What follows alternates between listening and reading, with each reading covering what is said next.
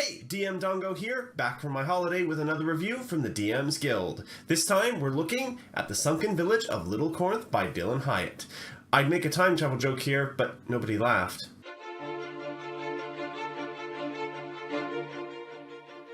The Sunken Village of Little Corth is on sale on the DM's Guild for $2.99. It is a 5th edition adventure for second to 3rd level characters. The adventure centers around the Sunken Village and a plague of undeath that comes knocking one day. Players will be tasked with resolving the undead menace before it consumes all the nearby lands and a hideous god of undeath that ravages the world.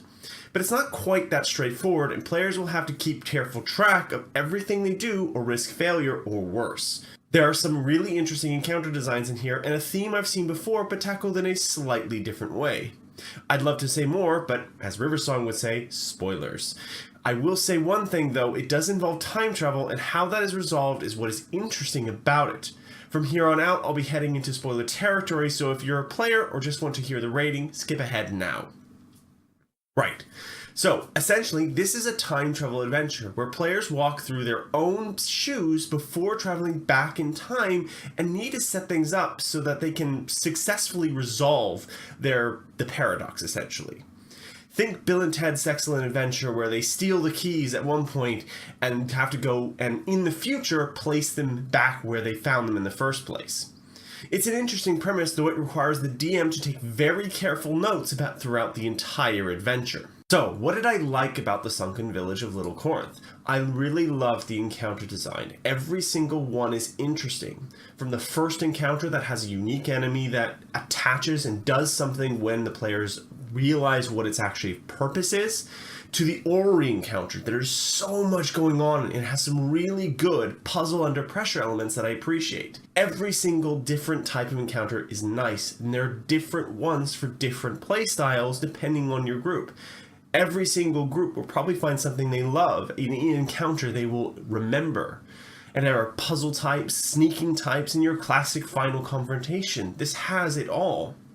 I really particularly like the idea of the temporal discontinuity causing problems to your players. It makes certain encounters more interesting than they otherwise would be. In addition to that, there is clearly a lot of love for the world that has been built around this. It's always nice to see an author in love with their work. And I also like the actual premise of the overall adventure. Managing artifacts and placing them back where you need them for a later time for you to pick up that you've already picked up is really interesting and should see some really creative play if your players realize what's going on. Now, what didn't I like about the Sunken Village?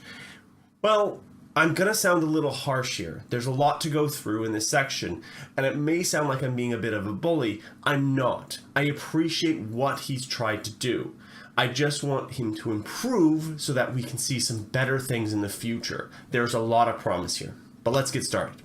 In the first section, there's a lore dump, as if the PCs know the area very well, and local legends like this probably wouldn't make it very far.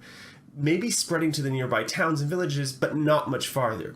It might be better to have some kind of traveling NPC accompanying the players, and regale them with the tale of this ancient legend, perhaps in song, rather than just dump it into the player's lap and say, you know all this stuff. Because it's not necessarily true. It might be true for his group, but it's not going to be true for people running this adventure. There is an early note stating that the group should have a cleric. Now, I've run lots of games, and the clerics tend to be few and far between, if I'm honest. You can't rely on groups having certain classes. Find other ways of making that need be met in the game. Maybe you have to include a DM NPC. Maybe you create an item specifically for that need. Also, there's a lot of telling box text rather than showing. For example, you're all about to resume the journey after the happenstance when over the marsh comes rolling the breath of Arcanu. What does this look like? The players don't know this. It would be wise to set up camp as soon as light is fading fast. Don't tell players what to do. Feels more like a forest guardian than the forechamber of a barrow. Well, what does a forest guardian look like versus a chamber of a barrow? Don't tell players things like The stairs are going to crumble if you step upon them. No, you say things like, the stairs, they look broken, shattered. Parts of them are creaking as they just shift in the motion of the home. Those kinds of things. And then you can picture in your mind what things are, rather than telling players what's going to happen.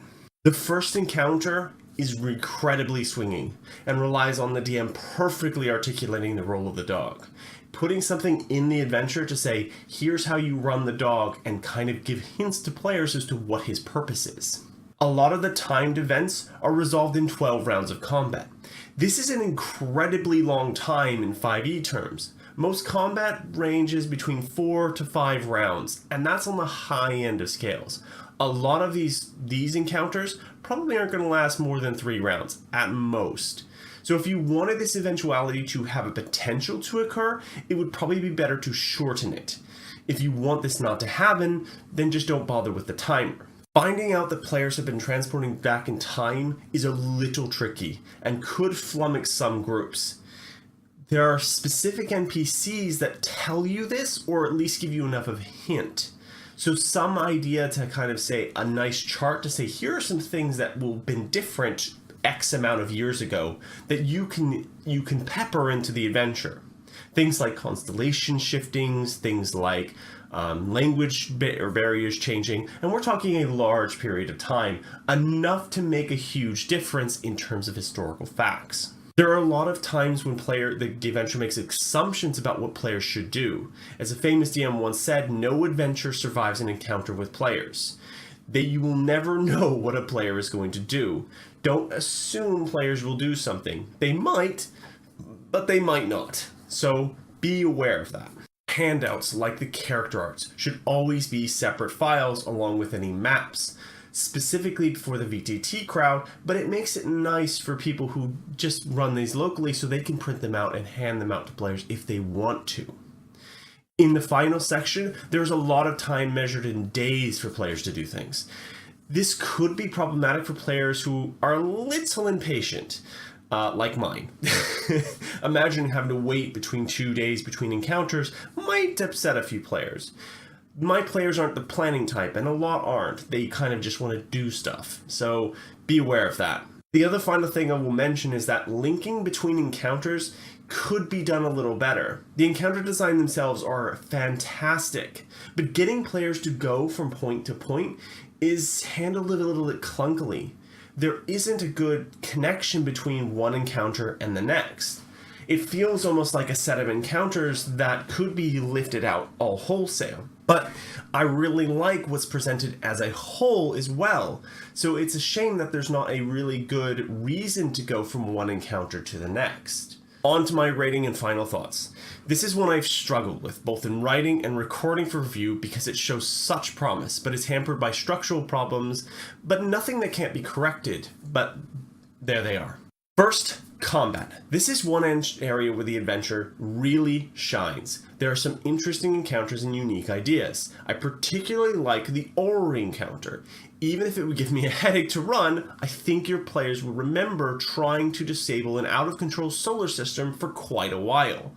One of the early encounters can be a bit swingy, the one with the dog, but then a lot of those level encounters are like that, meaning I can forgive this one here. All told, encounter design and combat portion of it is spot on. 5 out of 5. Roleplay. Any roleplay that is going to occur in this adventure is going to be between players. Most of the NPCs are a little more than quest givers or item givers. A lot of the NPCs lack any kind of heart to them, and they don't seem to breathe or live in the world that surrounds them. Taffy is kind of a saving grace, as her backstory is a bit more fleshed out, and the sad tale of the mayor and his family is an interesting reveal which could lead to some neat interactions. It feels like a lot of what's here is some really great encounters with not a lot of reason to back it up. The players don't feel connected to saving Little Corth. There's no reason for them to do so. There's no memorable NPCs to kind of give them the impetus to do so. Part of the problem might be too many key NPCs. Because there are so many, it's hard for me or players to form bonds with them. Reducing this number would help a lot. Cornelius and his daughter feel like they could have been more important characters, as they have an interesting area to explore, but they are also relegated to an item giver mantle. There are a lot of problems in this pillar, so 2 out of 5 on this guy. Exploration. Some weird stuff in this section. There is both a lot to explore and at the same time feels very single track. It's really odd. The village itself has a lot of things the players can do and navigate around, but I fear some groups would become very confused quickly if done in an odd order. Linking between encounters, like I said before, is a big part of exploration, is a bit off. There is a real challenge for DMs to be able to guide players through the adventure. And there are some really interesting things to look at, and I like the exploration part of placing things for yourself later on. There's a lot of distance between these places, or time where players want to go to from, or a lot of time potentially left waiting and around and doing preparations that seems a bit wasted. For instance, it might be better for those long stretches of time where you're trying to place an item, put something in the middle there, a random encounter table or something that kind of brings it up, makes it interesting, makes the world feel more lived in and real. So 3 out of 5 on this one. Polish. So there are a few battle maps that are presented here and they work. It's a shame that the ones that they are so small and can't really be used for player maps, and 2, that they aren't in separate files for easy VTT integration. So that's virtual tabletops, things like Roll20 and Fantasy Grounds. For the amount of NPCs present, it would be really nice to have a curriculum vitae or a section where they are all listed out, and kind of like a short sentence to say what their personality type is like. You can have a look at other curriculum vitae as in things like the Tomb of Annihilation from Wizards of the Coast, or a lot of the other DM's Guild titles now use this section. It's really useful, especially if you've got a lot of things to look through. I do like the character art for both Vorden and Taffy. They are really interesting to look at and provide some really good pops of color. For every encounter, it's very clear what's happening and what occurs, when and what happens based on the amount of variables, and there are a lot of them, especially when you're dealing with time-traveling paradox. Even with those, it's still really clear what happens. That's part of what makes this adventure so nice, is that the encounter design is so good. There are some really good opportunities, though, for handouts, things like the diary entry and the configuration for the orrery. It would be great to hand those to players. Like I've said before, a lot of the read aloud text, though, is a tell me style rather than show me, which is a trap a lot of writers fall into when writing adventures, and I know I have as well. I still do it occasionally when I'm doing off the cuff stuff. What also might be helpful in the same vein, though, is how to roleplay sections for each of the major characters. It really makes a difference in running these adventures. I would also say that while formatting isn't what I've grown to expect from other titles in the DM's Guild, it was fairly easy to follow and read.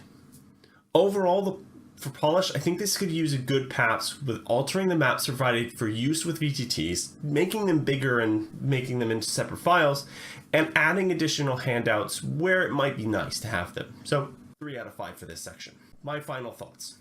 This was a really hard one to review, not because I think it's bad, but because I think I like the premise and the attempt made. I really love the encounters that are presented. All of them provide something that I think will really excite and engage players. It's a shame that getting to them feels like a bit of slog. Tighten up the bits between encounters, polish up the overall ventures, and you'll have a gold seller on your hands, no problem. As for recording this, right now the version I have is version 11. As for recording, I'm going to give this a 3 out of 5. Thank you, this has been DM Dongo. Please remember to like, comment, and subscribe. And thank you, peace out.